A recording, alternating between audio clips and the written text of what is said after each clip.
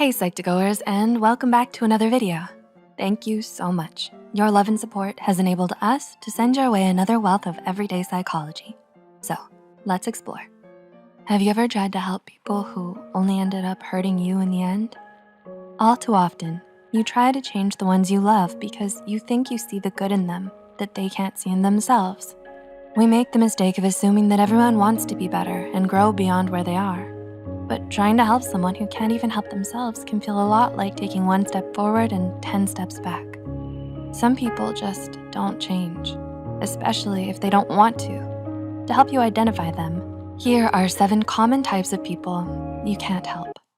Before we begin, we would like to mention that this video is for educational purposes only. It's not intended to target or shame anyone, but to help everyone be more aware of our tendencies. If you find yourself relating to the points we mention, remember that admitting our faults is the first step to correcting these self-defeating behaviors. Number 1, victim-minded people. Do you know what it means to have a victim mindset or to always be playing the victim? Have you ever come across those perpetual naysayers who are always looking to make excuses for their own bad behavior? This is what we call those who are forever pinning the blame on everyone but themselves, especially when things go wrong. They lack the emotional maturity to own up to their mistakes and hold themselves accountable. Their own choices and actions have led them to where they are now, but they refuse to see it. So no matter how hard you try, they're never going to change because in their eyes, nothing is ever their fault. Number 2, self-righteous people. Narcissistic, egocentric, and sanctimonious. Have your pick. Such self-righteous people are know-it-alls who think they're perfect and have nothing at all to change or improve about themselves. Well, good for them. In fact, most of them even think it's everyone else who needs to step up and get better, not them. If only they knew. Their pride and closed-mindedness leads to their defensive and condescending attitudes.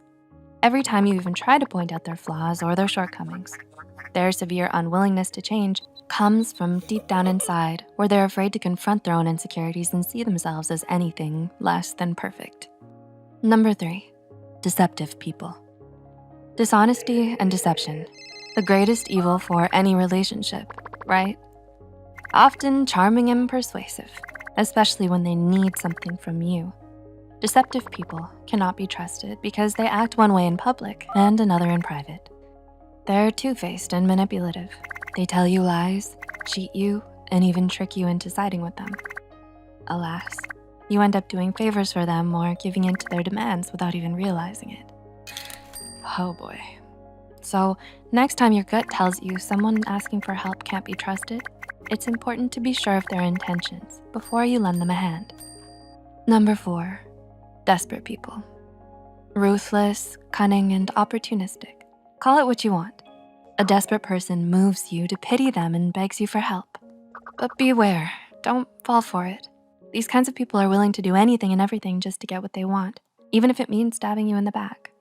They don't respect your boundaries. Rather, they abuse your generosity, time, and energy.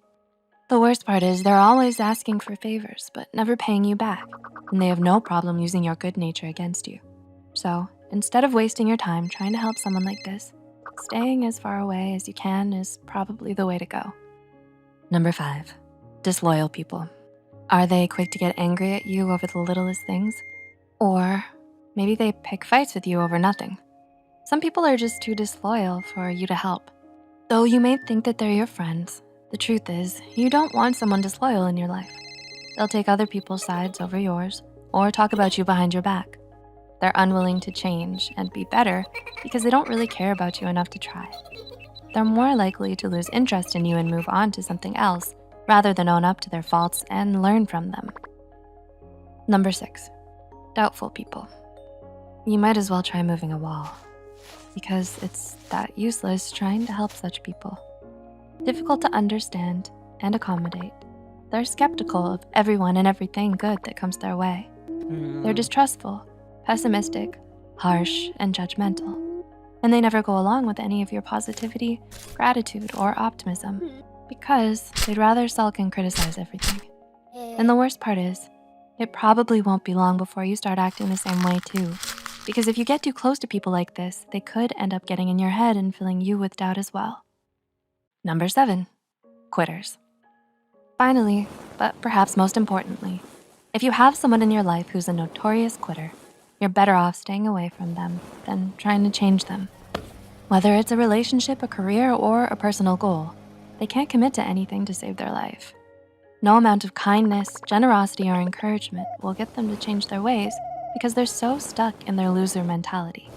They think that whatever they'll do, they'll either fail or need to work hard to succeed, so they'd rather quit while they're ahead than try in the first place.